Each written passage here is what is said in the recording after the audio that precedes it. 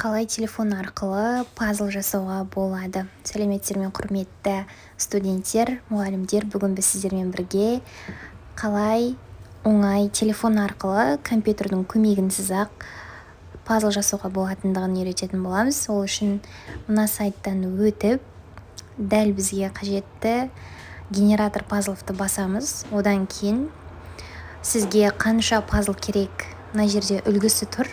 Сіз қалаған саныңызда пазлды құрай аласыз.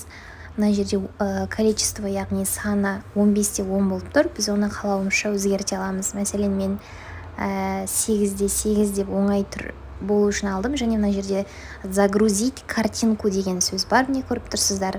Соны басамыз. Медиатекаға өтеміз. Сол жерден кез келген тақырыбыңызға байланысты бір суретті алып, сабағыңызда креативті түрде сабақтың бастапқы кезеңіне қолдансаңыздар болады.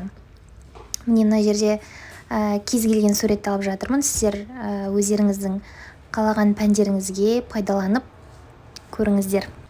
Міне мен бір суретті таңдадым. Ол дәл осы сізге қажетті пазлға 8-де 8 бөліміне келді.